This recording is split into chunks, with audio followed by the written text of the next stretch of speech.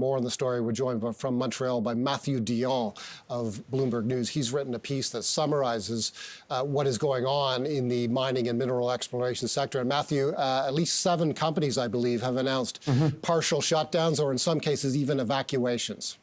And probably more, actually, because that's the number we had that we can get, but there are probably a lot more companies impacted. For now, no real material impact, but they have to reduce operations just as a just to prevent any problems. So Iron Ore Company of Canada, which is majority owned by Rio Tinto, was in the process yesterday of shutting down its operations at its mine and facility in Labrador City, that's in Newfoundland.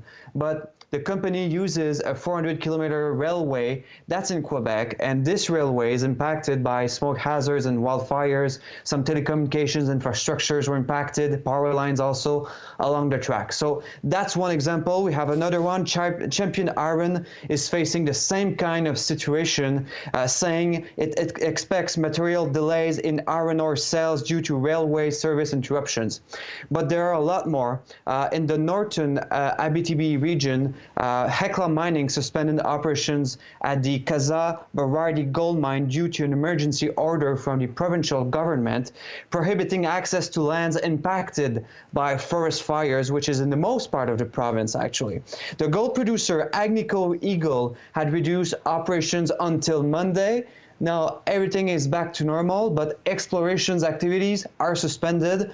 Wellbridge Mining and Osisko Mining had to evacuate workers from projects they have. For the rest, like Brunswick Exploration and Norris Lithium, they suspended exploration activities because they're not allowed to go into the forest. Other sectors are impacted as well. Resolute Forest Products halted one facility due to a ban on logging.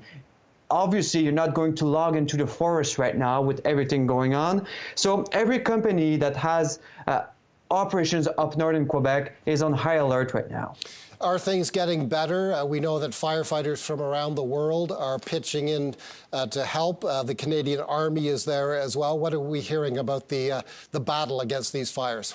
Well, for now, the weather is helping in the eastern part of the province with a lot of rain and showers there, but the focus is on the center of Quebec and in the western part of the province where it's pretty dry. So yes, we will have up to 1,300 firefighters in the upcoming week. So they're working really hard right now, but there are still 150 active fires in the province. Most of them are out of control. There are some concerns about Hydro-Quebec infrastructures, electrical infrastructures. You know, there are a lot of power lines up north bringing power to Montreal and important regions of Quebec, bringing power from huge dams we have up north. So that's a concern as well right for now. What has the Premier of Quebec, Francois Legault, said about this situation? I know he's addressed the hydro situation in particular. Well, it's a top priority because they sent, for example, 2 water bombers in Bécomo, where there's a huge station there, and for hours they were protecting the area. For now, this station in Bécomo, the Miquois station, is protected, but the situation is evolving quickly, and everything can change in a minute if there's a lot of winds. And all of this happens, of course, after wildfires in Western Canada caused a great deal of damage. There was only a short time ago that we were talking about oil and gas facilities suspending their operations, evacuating their operations. All of this is adding up to the worst wildfire season on record for Canada, correct? Exactly. So there are still actually in Alberta 64 active wildfires. So everywhere across the country, there are some forest fires right now. As of Monday, more than 400. There's going to be an update this afternoon at 12:30 by the federal government. But yeah, the impact is huge. And yes, we can hit a record high season this year.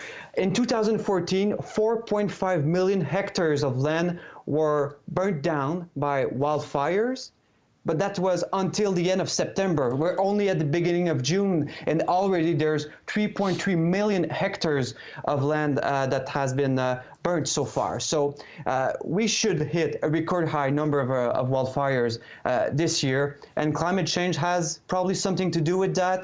More thunderstorms and less rain. It's more dry out there for a longer period of time. So at one point, and Francois Legault said it yesterday, we'll need to adapt to this and think about when we have operations up north, for example, think about what could happen if there's a wildfire eventually.